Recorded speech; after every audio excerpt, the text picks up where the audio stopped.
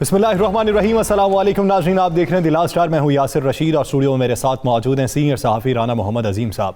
नाज़रीन, आज के प्रोग्राम में हम बात करेंगे कि स्टॉक एक्सचेंज में एक ही दिन के अंदर 2000 से ज़ायद पॉइंट्स की कमी किन वजूहात की बुनियाद पर हुई। डॉलर की उड़ान अभी तक क्यों जारी है ऐसे वक्त में कि जब IMF से डील भी हो चुकी है और सऊदी अरब से हमारा डिपॉजिट का मुआहिदा भी हो चुका है। मुआशी आशारिये जो है वो मुस्बत समत में गामजन की बजाय मनफी समत में क्यों वापस जा रहे हैं, और इसके साथ साथ सियासी मंजरनामे पर भी बात करेंगे। साबिक वज़ीर आज़म शाहिद खाकान अब्बासी साहब ने आज प्रेस कॉन्फ्रेंस करते हुए मीडिया से गुफ्तगू करते हुए ये कहा कि वज़ीर आज़म को हटाने के नतीजे में हम किसी डील को नहीं करना चाहते, हम आएंगे तो अवाम की ताकत से आएंगे। दूसरी जानिब वज़ीर आज़म इमरान खान जो है वो PAC के बहुत से मामलात के ऊपर पेशरफ्त पे बातें कर चुके हैं। वो बातें क्या है उस पर भी बात करेंगे। सबसे पहले देख लेते हैं शाहिद खाकान अब्बासी साहब ने क्या कहा है, गुफ्तगू को यहीं से फिर आगे बढ़ाते हैं। एहसास प्रोग्राम जो है, सिर्फ 43 अरब की करप्शन इस प्रोग्राम के अंदर हुई है और उसका जवाब क्या है कि हुकूमत रिपोर्ट को रिजेक्ट करती है। ये 100 अरब के मामला तो सिर्फ इस हफ्ते में इस हुकूमत की चोरी के आए हैं, लेकिन चेयरमैन नैब को नजर नहीं आते। हम किसी सौदे का हिस्सा नहीं बनना चाहते, हम किसी डील का हिस्सा नहीं बनना चाहते, हम किसी गैर आईनी अमल का हिस्सा नहीं बनना चाहते, क्योंकि उसकी कीमत इस खराबी से ज्यादा है। राना साहब, डील की बातें क्यों हो रही हैं? डील का लफ्ज़ क्यों इस्तेमाल किया जा रहा है? आप इंतखाबात की बात करें, इंतखाबी इस्लाहात की बात करें, डील का लफ्ज़ फिर से। बिस्मिल्लाहिर्रहमानिर्रहीम। अस्सलातु वस्सलामु अलैका या सय्यदी या रसूल अल्लाह, अस्सलातु वस्सलामु अलैका या सय्यदी या हबीब अल्लाह। या सर, ये वो चीज़ है जो बड़ी अहम बात है, बाकी सब चीज़ें अहम नहीं थी। वो इल्ज़ामात थे, सच्चे थे या झूठे थे, कि उसने करप्शन की, उसने करप्शन नहीं की, वो देखे वो ना देखे। आज शाहिद खाकान अब्बासी के मुंह से जो अल्फाज निकले हैं, अगर आप गौर करें उसमें क्या कि हम किसी डील का हिस्सा नहीं बनेंगे, हम किसी डील की सूरत में हुकूमत नहीं गिराएंगे, किसी डील की सूरत में हम नहीं आएंगे। तो ये डील कहाँ हो रही है? ये डील कौन कर रहा है? डील किसकी हो रही है? शाहिद खाकान अब्बासी ये डील क्यों नहीं मानते? शाहिद खाकान अब्बासी के राइट लेफ्ट पे जो लोग बैठे हैं और बाकी जो लोग इर्द गिर्द हैं वो कौन हैं? इस डील के खिलाफ क्या बात की मैं आपको बताता हूं। मुस्लिम लीग नून के अंदर एक बहस चल रही थी। बहस क्या, काम शुरू था। जो एक साहब खामोश थे ना, जो खामोश हैं शहबाज शरीफ साहब, कहा जा रहा था कि शहबाज शरीफ साहब बैकडोर राब्ते कर रहे हैं। कल जिस तरह हमारे प्रोग्राम में भी आरिफ मीर भट्टी साहब ने भी इंकशाफ किया कि इन्होंने कुछ मुलाकातें की और कुछ मुलाकातों की कोशिश कर रहे हैं, और बहुत से तज्ज़ियाकारों ने इस बात के हवाले से कहा भी, बहुत से लोगों ने इंकशाफात भी किए। अब हो ये रहा है कि शहबाज शरीफ साहब जो थे, जो अंदर की इनके लोग कहते हैं कि शहबाज शरीफ साहब किसी के साथ राब्ते में थे, और इसी राब्तों की वजह से शहबाज शरीफ साहब ने थोड़ी सी खामोशी इख्तियार की हुई थी। हर चीज़ पे आप देखें, शहबाज शरीफ का वो रद्द-ए-अमल नहीं था जो मरियम का होता था, जो शाहिद खाकान अब्बासी का होता था, जो और दीगर लोगों का होता था। शहबाज शरीफ साहब का रद्द-ए-अमल बिल्कुल मामूली रद्द-ए-अमल था, और ना होने के बराबर, जिस तरह से कहते हैं ना पंजाबी, खाना पूरी करना, वो होता था। मरियम ने वाज़े तौर पे कहा कि मैं ये बात अपने चचा के मुतल्लक नहीं कह सकती, और ये हदायतनामा जारी किया गया, हुक्मनामा जारी किया गया शाहिद खाकान अब्बासी साहब को, और शाहिद खाकान अब्बासी साहब ने उस हुक्मनामे की तामील करते हुए आज ये जो अल्फाज कहे हैं, ये हुक्मनामे के तहत कहें कि जनाब हमारी जमात से, यानी ये पैगाम दिया गया है कि अगर हमारी जमात से कोई किसी जगह डील कर रहा है तो वो अकेला है, हम उसके साथ नहीं है। हम का मतलब है मोहतरमा उनके साथ नहीं है, मरियम साहिबा उसके साथ नहीं है। अब आपको पता, आज मरियम साहिबा ने एक प्रेस रिलीज भी जारी करवा दी कि 15 दिन तक वो खामोश रहेंगी, सियासी सरगर्मियों से वो बिल्कुल ज़्यादा नहीं है ना आपके नोटिस में जी है कि जी वो बेटे की दावत वलीमा जो है उसकी तैयारी में लगे रहेंगी। भाई, दावत वलीमा की तैयारी में कौन सी ज़बान बंदी होती है? दावत वलीमा की तैयारी में कौन सा आपका ट्विटर बंद होता है? दावत वलीमा की तैयारी में कौन सी आपको परेशानी होती है? अब हुआ यह है कि उसने कहा, जब पता चला कि ख़ानदान के अंदर भी इख्तलाफ बढ़ सकता है, ख़ानदान में भी शोर मच सकता है, और छोटा भाई बड़े भाई से वादा कर चुका है कि जनाब मैं मामला सीधे कर दूंगा, ज़रा कुछ खामोशी कराएं, तो भतीजी खामोश हो गई। कुछ दिनों के लिए बहाना मिल गया शादी के फंक्शन का, और शाहिद खाकान अब्बासी और दीगर जो लोग हैं उनको आगे कर दिया गया है। और आज जो शाहिद खाकान अब्बासी साहब ने ये अल्फाज अदा किए हैं, ये बाकायदा मैं फिर आपको मुसद्दक़ा तस्दीक कर रहा हूँ, ये पैगाम दिया गया हुकूमत को, पैगाम नहीं, किसी और को पैगाम नहीं, ये पैगाम दिया गया शहबाज शरीफ को। और शहबाज शरीफ जिनसे डील कर रहे हैं बकौल उनके, देखे ना, उन्होंने कहा हम किसी डील को नहीं, चले शहबाज शरीफ से डील नहीं हो रही, चलिए यही मान ले। फिर क्या डील के लिए कौन किससे राब्ते कर रहा है? क्या मरियम साहबा से कर रहा है? क्या शाहिदा खान अब्बासी से कर रहा है? किससे कर रहा है? फिर किसी से तो हो रहे हैं ना जिसका उन्होंने कहा है। नहीं, अगर आपने जिक्र किया है तो उसके पसे पर्दा हकाइक भी होंगे, तो हकाइक भी मंजर आम पे ले आए। हकाइक ये है कि मैं बता रहा हूँ, शहबाज शरीफ साहब जो हैं वो आहिस्ता आहिस्ता आहिस्ता आहिस्ता आहिस्ता राब्तों में थे। हम हजरत से राब्तों में तो शाहिदा खान अब्बासी भी थे, और शाहिदा खान अब्बासी भी किसी जगह किसी एक मीटिंग में गए थे। लेकिन शाहिदा खान अब्बासी साहब जो हैं वो ज़्यादा पाबंद हैं, शहबाज शरीफ से ज़्यादा पाबंद है वो मरियम साहिबा के, और वो मरियम साहिबा की बात ज़्यादा गौर से सुनते, मानते और उस पर अमल करते हैं। तो मैं अंदर की आपको बात बता दी, और आपको यह बता दूँ, एक मीटिंग ऐसी भी हुई जिसमें पीपल्स पार्टी ने और शहबाज शरीफ साहब ने आपस में बैठ के तय किया कि हम अगर ऐसे फरीक को जिसकी वजह से हमें सब कुछ मिल सकता है, अगर हम उसको इत्मीनान में ले लें तो हम बड़े आराम से इस हुकूमत को भी घर भेज सकते हैं और अपने काम भी सीधे कर सकते हैं। वो फरीक कौन है? जिसके मतलब मोहतरमा कहती हैं कि जिनकी वजह से अदम एतमाद कामयाब होती हैं, हम उनके पास नहीं जाना चाहते। वो फरीक, उसको वो फरीक बनाते हैं, हालांकि वो फरीक हैं ही नहीं, उन्होंने कभी फरीक बने ही नहीं, लेकिन ये फरीक बना लेते हैं ना, इनको आदत है। तो ये मामला जब मरियम साहिबा के पास पहुंचा तो मरियम साहिबा ने उस वक्त भी हाई कोर्ट के बाद ये बात कह के पानी फेर दिया सारा।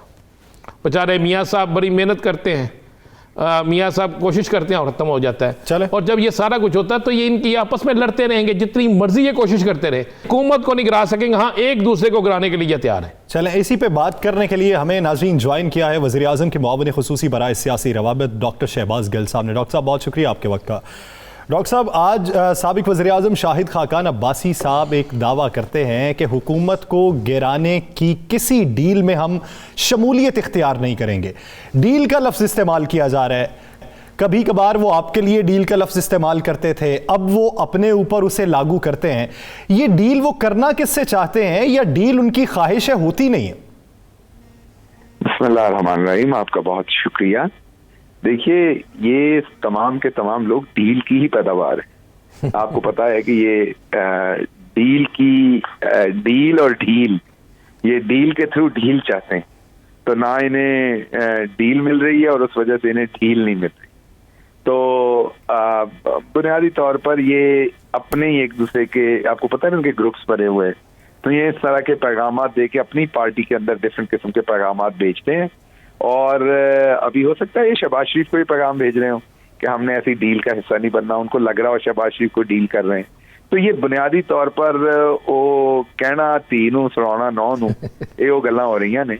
तो बहरहाल ये लोग अपनी आखिरी सांसें ले रहे हैं। शहबाज गिल साहब, आज एक प्रेस रिलीज आई है मरियम औरंगजेब साहबा की तरफ से कि 15 दिन के लिए मरियम नवाज साहब जो है वो हर किस्म की सियासी सरगर्मी जो है वो उसमें नहीं हिस्सा लेंगी, वो अपने बेटे की दावत वलीमा जो है उस पर मसरूफ़ हैं।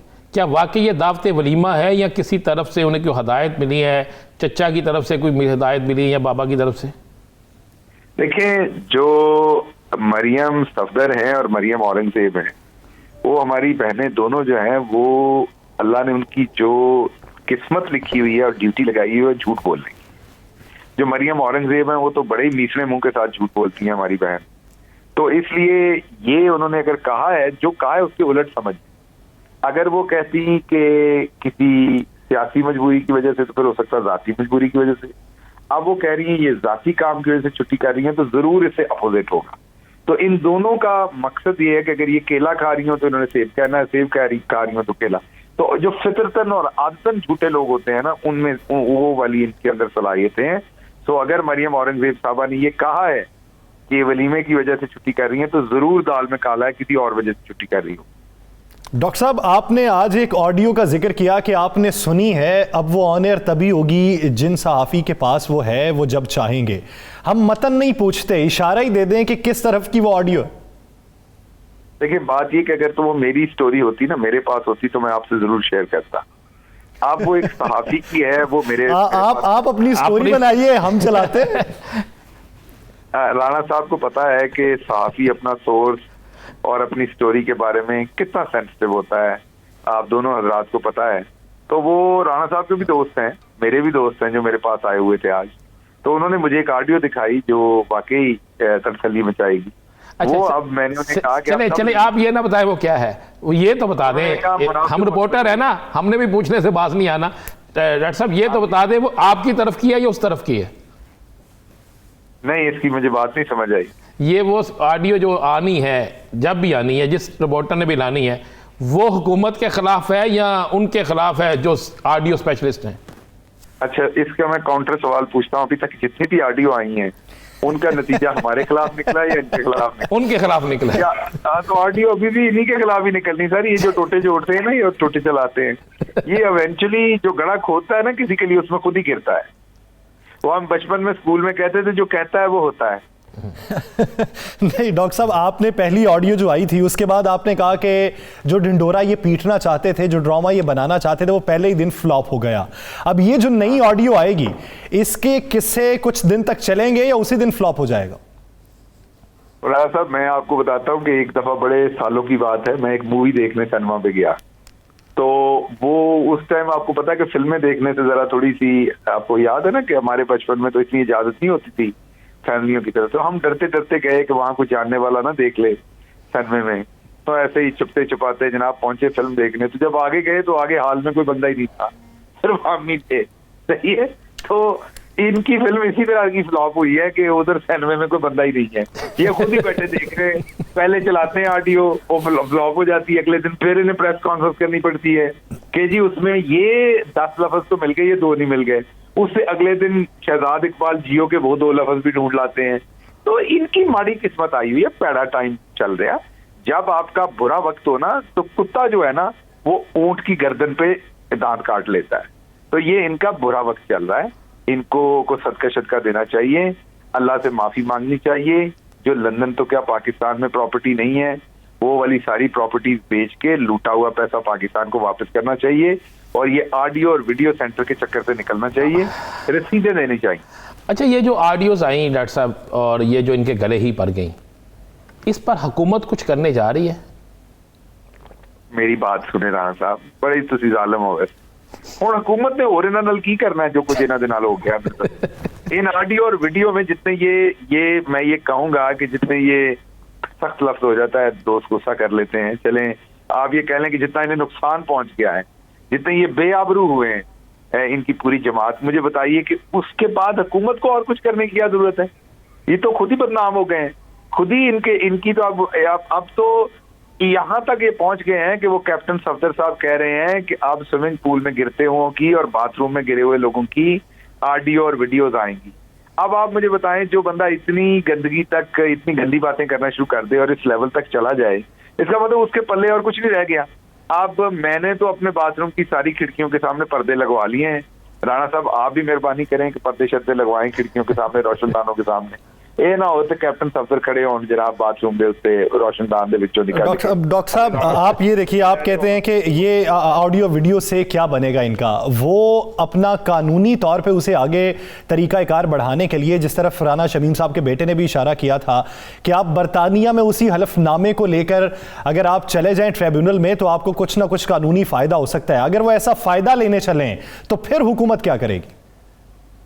सर मेरी गल सुनो, ये वो सेबे वाला बम है जो इनके अपने ही हाथ में चल जाना है, ये आगे नहीं चलने वाला काम। अगर होता तो ये खुद अदालत में लेके जाते को ऑडियो वीडियो, आज तक नहीं लेके गए ना, इन्होंने खुद टोटे जोड़े हुए हैं। वो राणा साहब जानते होंगे हमारे बचपन में ना जो कैसेट चलती होती थी ना, उसमें रील टेप कैसेट चलती थी, वो कई दफा ना टेप जो होती थी ना, टेप रिकॉर्डर, वो तोड़ देता था उसका फीता, तो फिर जोड़ने के लिए नेल पॉलिश इस्तेमाल होती, तो उसको काट के साफ सुथरा करके नेल पॉलिश किसी बहन बेटी की लेके ना उससे मांग के बंदा या बेगम की, तो वो बंदा लगा के तो जोड़ के, तो फिर तो जब वो वहां पर आती थी ना, जुड़ी हुई जगह के ऊपर टेप आती थी, तो वो अजीब सी आवाज के साथ आगे निकलता था वो वाला गाना ना, वो वाली जगह। तो जब इनकी चोरी पकड़ी जाती तो इनकी आवाजें उस तरीके से निकलती हैं जैसे वो फिल्म कट के जोड़ी होती है ना।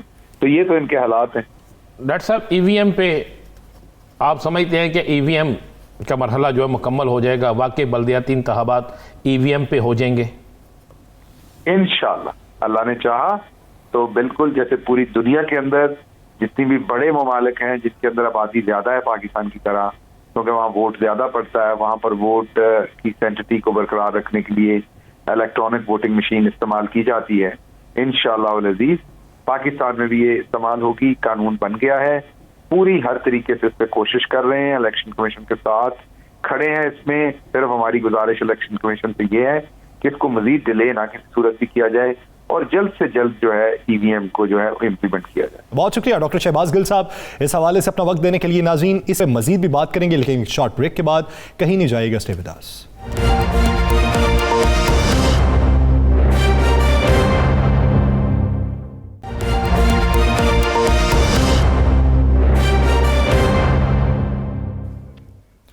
ब्रेक के बाद खुशामदीद। नाज़रीन, जिस तरह ब्रेक से पहले डॉक्टर शहबाज गिल ये कह रहे थे कि आप किसी एक हलके के नताइज से अपनी पॉपुलैरिटी का तयन नहीं कर सकते, आप ना तो एक हलका जीत कर ये कह सकते हैं कि कुली तौर पर आपकी पॉपुलैरिटी बहुत ज़्यादा बढ़ रही है, और ना एक हलके की हार इस सिमत का तयन कर सकती है। तो NA 133 जहाँ पर पाकिस्तान तहरीक इंसाफ का तो उम्मीदवार ही नहीं है, पाकिस्तान मुस्लिम लीग नून और पाकिस्तान पीपल्स पार्टी आपस में मद्दे मुकाबिल हैं, तो क्या यहाँ पर शफाफ इंतखाबात हो जाएंगे? जो वीडियोस मंजर आम पे आई थी कि अब तक नताइज क्या रहे और हकाइक क्या मंजर आम पे आए, राना साहब से बात का आगाज करते हैं। राना साहब, NA 133 में क्या खिचड़ी पक रही है? या सर, मैं आज आपको वो चीज़ कह रहा हूँ जो मुसद्दका इसलिए है कि मैंने अपनी आंखों से देखा। वीडियो में इसलिए नहीं बना सकता था कि उन्हें पता था। वहाँ पर 2000 रुपये में वाकई वोट बिक रहे हैं, और इस हलके के इलेक्शन को आप जहन में रखिएगा, इसलिए अहमियत दीजिएगा। किस हलके के इलेक्शन ने पंजाब के अंदर पाकिस्तान पीपल्स पार्टी को इतनी ताकत देनी है, मैं ये लफ्ज़ जो इस्तेमाल कर रहा हूँ, कि बहुत से लोग इस इलेक्शन के बाद पाकिस्तान पीपल्स पार्टी का रुख करेंगे। अब आपको मैं कोई खास जी मैं खास वजह बताता हूँ। पीपल्स पार्टी ने इस हलके में सारा कुछ कर दिया। 5500 वोट पड़े थे, 5500 कुछ वोट पड़े थे पीपल्स पार्टी को इलेक्शन में। इस वक्त क्या हो रहा है इस हलके की, आपको थोड़ी सी सिचुएशन बता दूं कि लाहौर में सबसे ज्यादा अकलियती वोट जो है 58,000 वो इस हलके में है। इस 58,000 वोट पे सबसे ज्यादा काम हो रहा है। काम क्या हो रहा है कि यहां पर खरीदो फरोख्त हो रही है। मैं आपको बताता हूं कि एक औरत मुझे मिलती है, वो कहती है बेटा मेरे घर में फलां जमात के लोग औरतें आई थी, हम 6 वोट हैं, हमसे उन्होंने हलफ लिया है और 2-2 हज़ार रुपया दिया हमें, और हमारे शनाख्ती कार्ड ले गई हैं। इलेक्शन डे पे वो हमें साथ लेके जाएंगी वोट डाल। सबसे ज़्यादा पैसा लाहौर में अगर किसी हलके में वोट खरीदने में चलता तो ये हलका है, और लाहौर के सबसे ज़्यादा अगर किसी हलके में कच्ची आबादियों के वोट हैं और अकलियत के वोट हैं तो इस हलके में 58,000 वोट हैं। अब आसफ अली जरदारी साहब ने टारगेट ये दिया हुआ है कि पीपल्स पार्टी 58,000 वोट ले, नहीं लेती पीपल्स पार्टी 58,000 वोट, तो पीपल्स पार्टी अगर यहां से 16,000 या 15,000 या 20,000 वोट भी ले लेती है तो आप वो अंदाजा लगा लें कि यहां सूरत हाल जाएगी।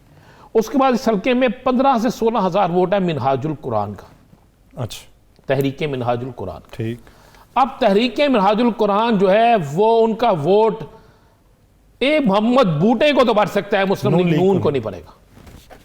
ये आप ज़हन में रखिए। वो वोट भी काफी हद तक जाएगा पाकिस्तान पीपल्स पार्टी को। उस पर पीपल्स पार्टी का काम मुकम्मल हो चुका है। वो ओपन नहीं हो रहे लेकिन बात हो चुकी है। 3,500 वोट है MWM का। MWM का वोट जो है वो भी अक्सरियत पड़ेगी पाकिस्तान पीपल्स पार्टी, मजलिस वहदतुल मुस्लिमीन। हाँ जी। अब वहां पे आप आ जाएं, वहां पर तहरीक इंसाफ का अच्छा खासा वोट बैंक था। एक MP उनका, एक मिनिस्टर उनका, एक सेनेटर उनका। अब वहां पर वो 50% वोट भी तहरीक इंसाफ का कास्ट नहीं होगा। 50% वोट में से आप कह सकते हैं कि 30% वोट जो है वो जाएगा पीपल्स पार्टी की तरफ, और 20% वोट जो है वो तकसीम होगा। कुछ मुस्लिम लीग नून को भी जाएगा, कुछ और दीगर सियासी जमातों के जो लोग हैं उनको जाएगा। असल टारगेट वहां पे इलेक्शन जीतना जो है वो जीतना मुस्लिम लीग नून नहीं है। लेकिन अगर मार्जिन बहुत कम हो जाता है तो फिर तो मैं उसी तरफ आने लगा हूं ना। अब असल मामला यह है कि मार्जिन कम होना जिस पे काम हो रहा है। काम इस पे हो रहा है कि पीपल्स पार्टी चाहती है कि लाहौर शहर, जहां पर एक वक्त में खंबे के ऊपर पीपल्स पार्टी का नाम लिख दिया जाता था इलेक्शन जीतते थे, कि लाहौर में अगर वो एक ऐसे हलके से जहां से नेशनल लीग नून का उम्मीदवार हो, जहां से तहरीक इंसाफ के लोग मौजूद हों, वहां से पीपल्स पार्टी का उम्मीदवार अगर 40 से 45 हज़ार या 35 से 40 हज़ार वोट ले जाता है, मैं ये जो आपको कैलकुलेशन दे रहा हूं, ये इलेक्शन डे पे हमें सामने आ जाएगी, ले जाता है, तो फिर ये तासिर जाएगा पूरे पंजाब के अंदर कि पीपल्स पार्टी को कुछ कुव्वतें सपोर्ट कर रही हैं और पीपल्स पार्टी आइंदा आने वाले इलेक्शन में आ सकती है। और इसी बुनियाद पर इस इलेक्शन के बाद आप देख लीजिएगा, खबर बड़ी ये है कि पीपल्स पार्टी के पास बहुत सी नामवर शख्सियात पीपल्स पार्टी में शमूलियत की तरफ आएंगे। सही, आपने जो NA 133 के हवाले से हकाइक बयान किए हैं, इसी पर पीपल्स पार्टी की राय भी ले लेते हैं। पाकिस्तान पीपल्स पार्टी की सीनियर रहनुमा ससी पलीजो साहिबा ने हमें ज्वाइन किया है। ससी साहिबा, बहुत शुक्रिया आपके वक्त का। ससी साहिबा, बात हो रही है NA 133 के ज़िमनी इलेक्शन के हवाले से। पाकिस्तान तहरीक इंसाफ तो है नहीं, पाकिस्तान पीपल्स पार्टी के पास मार्जिन कितना है जीतने का?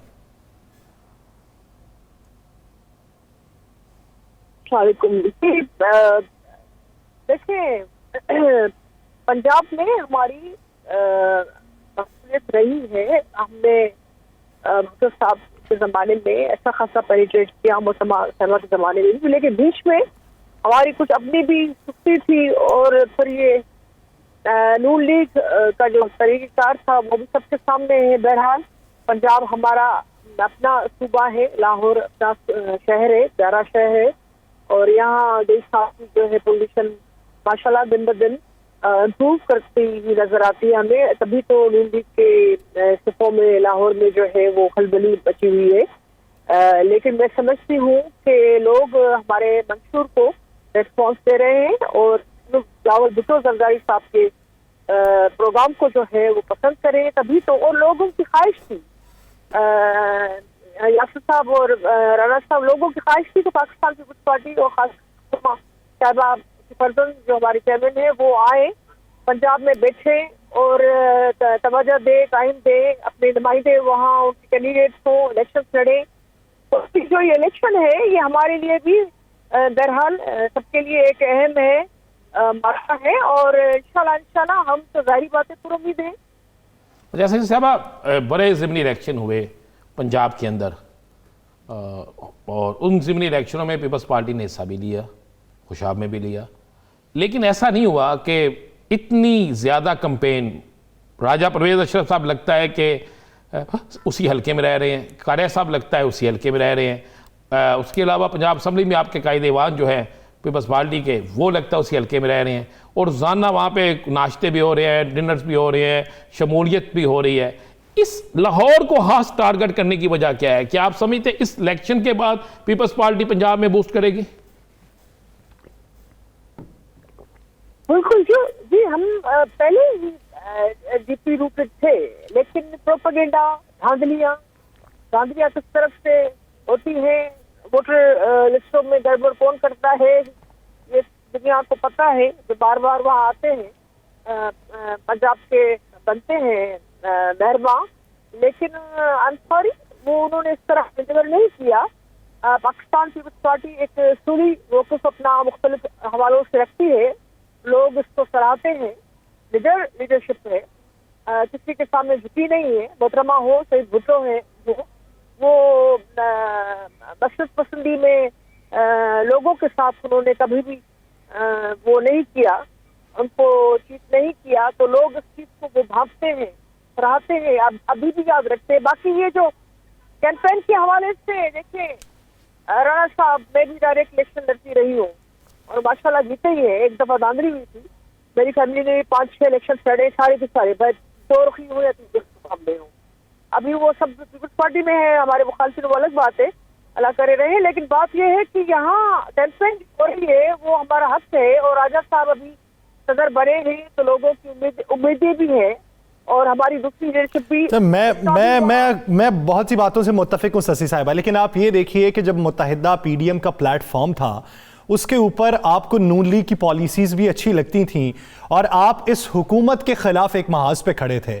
अब इस 133 के ज़िमनी इलेक्शन में हुकूमत का उम्मीदवार तो है नहीं, आपकी सारी की सारी तनकीद पाकिस्तान मुस्लिम लीग नून पे जारी है, मौजूदा हालात पे नहीं है।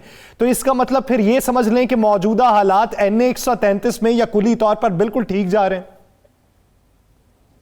सब देखें, ये देख लीजिए कि ये जो PDM थी ये कोई हमारा कोई मैनिफेस्टो एक नहीं था, हम ये एक इतिहाद था। अब तो खैर इतिहाद उस तरह में उसको हम देती पाकिस्तान पीपल्स पार्टी के बगैर वो मजा ही नहीं है, वो बल्कि वो चीज ही नहीं, वो दम ही नहीं है। हम ही होश थे, हमने ही वो सारी चीज की। लेकिन अब ये है कि हम बाजी में हरीफ रहे हैं, हमने गलतियों से भी सीखा है। पंजाब पे जितनी तवज्जो देनी थी हम मेरे ख्याल में ऊपर नीचे उसमें हुए हैं, लेकिन हमने अपना अब डायरेक्शन पहले से बेहतर की है। बाकी हाँ, हमारा अपना मैनिफेस्टो है, पॉलिसीज हमारी अपनी है, और उसमें जरूर इलेक्शन में हम जो इलेक्शन में हमारे हरीफ रहते हैं हम उनको हरीफ की नजर से ही देखेंगे। ये कोई शशि साहबा जरा आगे बढ़ते हैं। ऑडियो वीडियो लीक का दौर चल रहा है, बड़ी ऑडियो वीडियोस रोजाना आ रही हैं, बड़े एफिडेविट्स आ रहे हैं, पीपल्स पार्टी इसमें मजा ले रही है, खामोश क्यों? देखिए, हमारी लीडरशिप तो उसका निशाना रही है, राणा साहब, यासिर साहब, आपको पता है। लेकिन हम इस किस्म की भद्दी और बिल्कुल नीचे गिरी चीजों पर हमने यकीन नहीं रखा है। हम समझते हैं पाकिस्तान के सामने बहुत सारे मसाइल और चैलेंजेस है, दाखिली भी बैरूनी भी, और उस हवाले से इतना कमजोर, इतना वल्नरेबल अपने आप को होना चाहिए, न दूसरों को करना चाहिए। हाँ, असूली मौक़िफ़ के हवाले से आपका जो प्रोग्राम है वो जरूर दे, लेकिन क्या आपके पास कुछ बचा ही नहीं है सिर्फ इन लीक्स के अलावा कि आप एक दूसरों को नीचे दिखा सके, या आपके पलड़े में उस चीजें है ही नहीं दिखाने के लिए। यानी अगर सियासत करनी है तो अपनी सियासी कारकर्दगी की बिना पर कीजिए, एक दूसरे को नीचा गिराने, नीचा दिखाने और नीच हरकतों की वजह से आप अपनी सियासत में पस्ती की तरफ गामजन होते हैं, बुलंदी की तरफ नहीं होते। बहुत शुक्रिया शशि पलीचू साहिबा इस हवाले से अपना वक्त देने के लिए। नाज़रीन, ब्रेक के बाद आएंगे chairman public accounts committee Rana Tanveer साहब हमारे साथ मौजूद होंगे, कहीं नहीं जाइएगा, स्टे विद अस।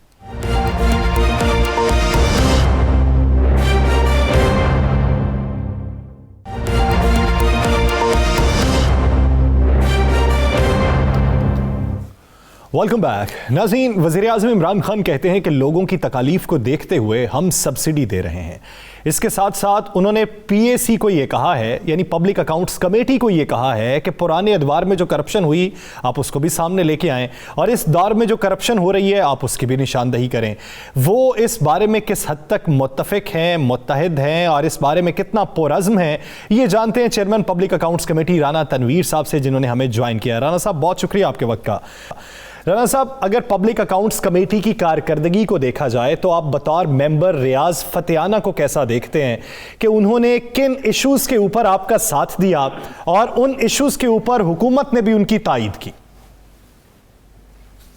देखिए, मैं जो PAC के इस वक्त में बयान है वो मैं आपको बताऊं कि बड़े एक्सपीरियंस्ड और बड़े मैच्योर लोग हैं, और उनमें अगर कंपोजिशन आप उसकी देखेंगे उसमें आपको ex prime minister, x speaker और एक्स मिनिस्टर, वो जो 4-4, 5-5, 6-6 दफा मिनिस्टर रहे हैं, वो लोग बैठे हुए हैं और बड़ी मेहनत करते हैं। और उसकी इस दफा जो कंपोजिशन है और उसका अरेंजमेंट ऐसी है कि क्योंकि शुरू में जब शहबाज साहब चेयरमैन बने थे पब्लिक अकाउंट कमेटी में, शहबाज साहब, तो उस वक्त तो ये बात की गई गवर्नमेंट की तरफ से, स्पेशली प्राइम मिनिस्टर की तरफ से, कि क्योंकि इनका पिछला टाइम इनका था 5 साल का, तो ये उसकी अकाउंटेबिलिटी किस तरह कर सकते हैं अपने भाई के दौर की।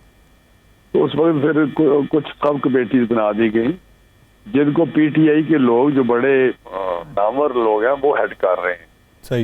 एक मैं अगर बता भी दूं, एक तो रियाज फतेहाना साहब कर रहे हैं, जिसका आप पूछा है, एक नूर आलम है जो बड़े मेहनत करते हैं, बड़े वोकल है, एक मुनज़्ज़ा हसन साहब है ये, और राजा रियाज साहब है। तो वो इतना काम कर रहे हैं, उसमें कोई नहीं, वो सब कमेटी टोटली इंडिपेंडेंट काम कर रही हैं।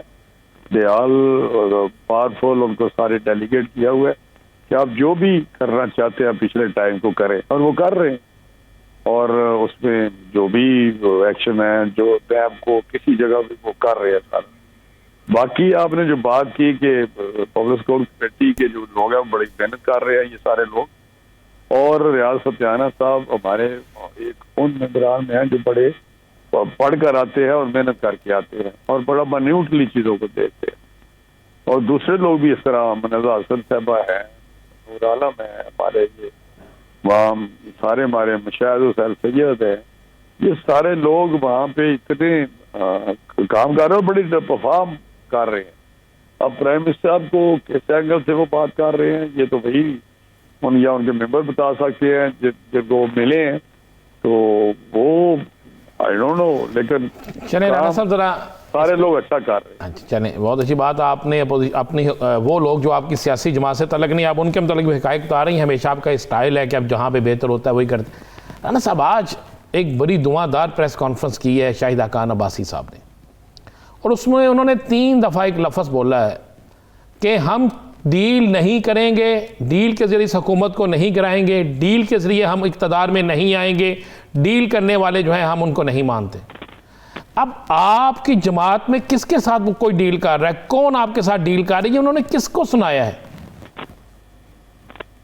देखिए, ये तो शायद साहब ही उसका जवाब दे सकते हैं कि किस तरफ इशारा है। यकीनी तौर पे शायद वो किसी और जमात की तरफ इशारा हो। नहीं, उन्होंने अपना कहा है, उन्होंने अपना कहा है, उन्होंने कहा मुस्लिम लीग नून। अगर आप कहते हैं तो आपको वो सुना दें हम।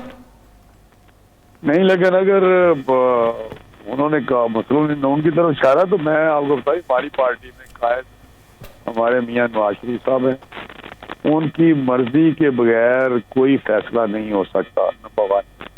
नंबर 2 ये कि कौन डील कर रहा है, मेरा नहीं ख्याल कि हम में से कोई भी पार्टी के मेंबर अगर कोई है तो पार्टी के अंदर बात कर सकते हैं बजाय प्रेस में बात करने के। अगर उन्होंने ये बात किया, जो मैं नहीं मान रहा कि उन्होंने मैं प्रोड्यूसर साहब से कहूंगा जरा वो वाला शॉट जो इन्होंने कहा है शाहिदा खान अब्बासी साहब ने सुना दे, ताकि राना साहब चूंकि आज सफर में थे ये नहीं सुन सके, ये भी सुन ले उस पर, ताकि जरा मजीद बात हो सके। एहसास प्रोग्राम जो है, सिर्फ 43 अरब की करप्शन इस प्रोग्राम के अंदर हुई है, और उसका जवाब क्या है कि हुकूमत रिपोर्ट को रिजेक्ट करती है। ये 100 अरब के मामला तो सिर्फ इस हफ्ते में इस हुकूमत की चोरी के आए हैं, लेकिन चेयरमैन नैब को नजर नहीं आते। हम किसी सौदे का हिस्सा नहीं बनना चाहते, हम किसी डील का हिस्सा नहीं बनना चाहते, हम किसी गैर आईनी अमल का हिस्सा नहीं बनना चाहते, क्योंकि उसकी कीमत इस खराबी से ज्यादा है। जी राना साहब, हम किसी डील का हिस्सा नहीं बनना चाहते, हम किसी गैर जमहूरी अमल का हिस्सा नहीं बनना चाहते, हम किसी दीगर मामला, ये हम मुस्लिम शाहिदा खान अब्बासी साहब हम जो हैं वो मुस्लिम लीग नून ही है ना जी। हाँ, तो बड़ी उन्होंने सही बात की, आप नहीं बनना चाहते उसका, ये देख ना आप। मैं वही कह, सवाल यही है, सवाल तो राना साहब यही है आपसे, वो हिस्सा कौन बनाना चाहता है, क्या कोई राब्ता कर रहा है? मैं करेक्ट कर दूं आपको कि आपने कहा था कि वो उनका इशारा PMLN के कुछ लोगों की तरफ है जो कि सरासर नहीं है। उन्होंने कहा कि हमसे नाराज PMLN, मैं भी वही रीइटरेट करता हूँ, वही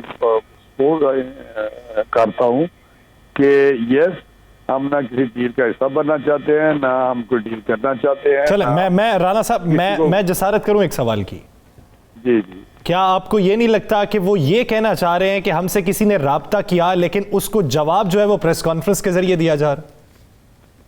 नहीं, मेरा जो ख्याल है, ये जवाब तो वही सही दे सकता है, लेकिन मेरा ख्याल है कि ये बातें विस्परिंग हो रही है कि कुछ जमातें से मैं पीपल्स पार्टी का नाम भी आता है कि वो शायद अदम एतमाद करना चाहते हैं किसी अरेंजमेंट के तहत।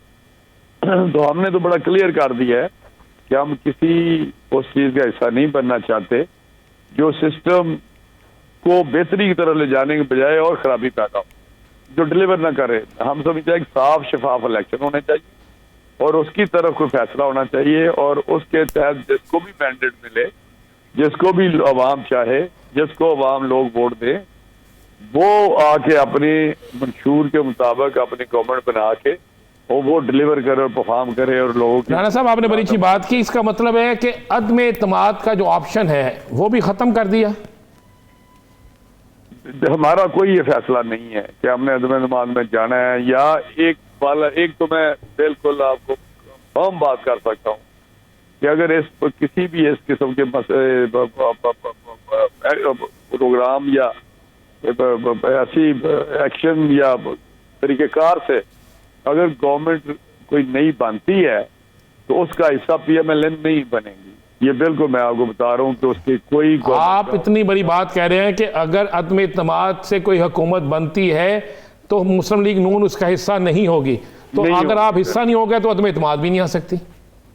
नहीं, इसका तो मैं अभी क्यों पार्टी में डिस्कस ही नहीं हुआ अदम इत्तेमाद, लेकिन एक बात तो एक डिस्कस करके फैसला किया हुआ। सब अदम इत्तेमाद भी तो एक आईनी तरीका है ना, कल तक ये बात चल रही थी, अब फिर क्यों नहीं लाना चाहते आप? लेकिन वो बात आपकी बिल्कुल दुरुस्त है, वो एक आईनी तरीका है, लेकिन हम चाहते हैं कि वो ऐसा कोई काम किया जाए जिसके जरिए एक ऐसी हुकूमत आए जो पॉलिटिकल स्टेबिलिटी भी हो और परफॉर्म करे।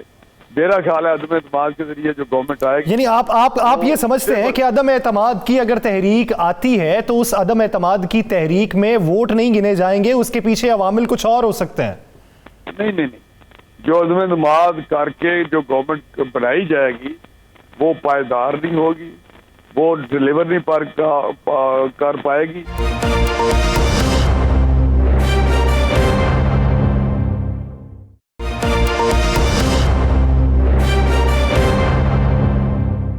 राना साहब, अगर आज से 6, 7, 8 माह पहले चले जाएं, जब आप पाकिस्तान पीपल्स पार्टी को ये मशवरा दे रहे थे कि आप सिंध से अपनी हुकूमत खत्म करें फिर हम विफाक में अदम एतमाद लाएंगे, तो उस वक्त फिर कौन सी यकीन दहानी थी? नहीं, हम तो ये कहते थे कि आप वहां से भी रिजाइन करें असम्बलियों से, हम भी करते हैं, पंजाब से करते हैं, फेडरल नेशनल असम्बली से करते हैं, ताकि इलेक्शन फिर ये गवर्नमेंट सस्टेन नहीं करेगी, इलेक्शन आ जाएगी। हम तो उस वक्त भी फोकस थे इलेक्शन पे कि एक नया इलेक्शन होना चाहिए जो कि इस वक्त पाकिस्तान की बहुत जरूरत है और पाकिस्तान के सिस्टम की। अच्छा राना साहब, एक सवाल का जवाब दीजिएगा जरा। बिलावल भुट्टो जरदारी साहब ने पिछले दिनों पेशावर में जलसा किया, बड़ा धुआंधार जलसा था तहरीक इंसाफ के खिलाफ, गुफ्तगू थी सारी मुस्लिम लीग नून के खिलाफ, आपकी क़यादत को सख्त तनकीद का निशाना बनाया और कहा कि जो हमें भगाने वाले थे खुद मुल्क से बाहर बैठे, ऐसी बड़ी बातें लफ्ज़ बड़े बड़े सख्त इस्तेमाल किए। तो क्या पीपल्स पार्टी अब डायरेक्ट आमने सामने निशाना बना रही है आपको आने वाले इलेक्शन में, या इस मौजूदा टेन्योर में आपको क्या नजर आता है पीपल्स पार्टी से आपकी राहें मुकम्मल तौर पर जुदा हो जाएंगी? नहीं, मेरा ख्याल है कि बिलावल साहब ने शायद ये उनकी असेसमेंट हो कि ये तो एक किस्सा परीना है जो PTI है, ये तो एक माजी का हिस्सा है। अब आइंदा इलेक्शन होगा हमारा PMLN के साथ, और PMLN के मुकाबले में वो अपनी स्पेस बनाना चाहते हैं कि पॉलिटिकल स्पेस पंजाब में भी। तो वो जो नहीं, ये जलसा पेशावर में था। नहीं, पेशावर में मैसेज तो हर जगह जाता है, जो मेरी अपना ख्याल है कि वो उनका ये ख्याल है कि ये कि देखिए पार्टियां अपने अपना मंशूर है, इलेक्शन भी हमने कल को बिल्कुल हमने सामने लड़ने हैं, हम एक पार्टी नहीं, वो उनका और सोच है परफॉर्म करने की या मंशूर में। हमारी बिल्कुल दूसरी PMLN डिलीवर करती है, वो आपको पता है जो है। यानी पाकिस्तान पीपल्स पार्टी को ये लगता है कि अगले आम इंतखाबात में पाकिस्तान तहरीक इंसाफ का जो पॉपुलरिटी का ग्राफ है वो तो नीचे आ जाएगा, मद्दे मुकाबिल PMLN होगी, तो अभी से उसकी कंपेन का आगाज़ हो चुका है। राना साहब, आपसे एक और मौजू पर भी बात करनी है, पहले ज़रा गुफ्तगू मुलाहिजा कर लेते हैं वज़ीर आज़म के मुआविन खुसूस शहबाज गिल की कि उन्होंने आज कहा क्या है, फिर उस पर बात करते हैं। आप में से एक दोस्त ने आज सुबह 9 बजे मरियम बीबी की एक नई ऑडियो सुनवाई है, जिसके बाद माहौल में मुकम्मल तरथली पड़ जाएगी। अब वो सहाफ़ी भाई पे है, वो कब लाना चाहते हैं ऑडियो मैं तो सुन चुका हूँ, लेकिन जब वो ऑडियो आएगी तो माननी भी पड़ेगी कि वो सच्ची है, और उसके बाद शर्मिंदगी कई गुना और बढ़ जाएगी। चलो सर, इस ऑडियो पे आप हुकूमत कोई रिएक्ट नहीं कर रही? किस जितनी ऑडियो आ गई है समझ नहीं आ रहा किसमें क्या तो चल रहे हैं। राना साहब, आप ये देखें कि ऑडियो एक पहले आई थी, वो मंजर आम पे आई, फिर ऐसी ऑडियो का सिलसिला चला है कि आए रोज़ एक नई ऑडियो आती रहती है। अब जिस तरफ इशारा कर रहे हैं डॉक्टर शहबाज गिल साहब के एक नया भूंचाल आएगा, क्या समझते हैं ये रिवायत आपकी पार्टी को या सियासत को किस हद तक नुकसान पहुंचाएगी? मैं समझूं कि शहबाज गिल साहब बस वो लगे रहते हैं सुबह शाम, उनका यही काम है जो उसमें कोई मुझे तो संजीदगी नजर नहीं आती। तो ये भी उसी का हिस्सा है, जब आएगी तो देखेंगे। मुझे तो ये एक ऐसी चीजें लगती हैं बेसलेस, जिस तरह पहले ये केस बेसलेस बनाते हैं, जिस तरह एलिगेशन बेसलेस बनाते हैं, तो मैं समझता हूँ ये किसी हवा में बातें करते रहते हैं, इसका कोई नहीं है। मैं इस पे क्या कमेंट करूँ। राणा साहब, फिर आज की पूरी गुफ्तगू का हम रिजल्ट ये निकालें कि मुस्लिम लीग नून किसी अदम इत्तेमाद की तहरीक का हिस्सा नहीं बनेगी। देखिए, मैंने कहा ये डिस्कस नहीं हुआ अदम इत्तेमाद का मसला, लेकिन जाती तौर पे मैं समझता हूँ, ये मैं जाती तौर की बात करने लगा हूँ कि अदम इत्तेमाद हम उसका हिस्सा नहीं बनेंगे, उस गवर्नमेंट का जो उसके रिजल्ट के तौर पे आएगी। लेकिन अदम इत्तेमाद इस हुकूमत से जान छुड़ाना पाकिस्तान की बहुत जरूरी है। किस तरह? ये मैं समझता हूँ। किस तरह? फिर नहीं, जो भी आईनी तरीक़ेकार हैं, आईनी तरीक़ेकार तो अदम इत्तेमाद ही है, वो आप कहते हैं कि हम उसका हिस्सा नहीं बनेंगे। नहीं, ये पार्टी का वो फैसला होना है ना जी, उन्होंने क्या करना है। लेकिन मेरा ख्याल है कि अगर इससे जान छूटती हो तो ये सूनर द बेटर, क्योंकि ये पाकिस्तान आवाम को मार्च तक इंतजार करना होगा, किसी तहरीक का इंतजार करना होगा। आईनी तरीके से पाकिस्तान मुस्लिम लीग नून चाहती है कि यह हुकूमत तब्दील हो। बहुत शुक्रिया राना तनवीर हुसैन साहब इस हवाले से अपना वक्त देने के लिए। नाज़रीन, प्रोग्राम से मुझे राना अजीम साहब को दीजिए इजाज़त। अपना बहुत सा ख्याल रखिएगा। अल्लाह निगहबान।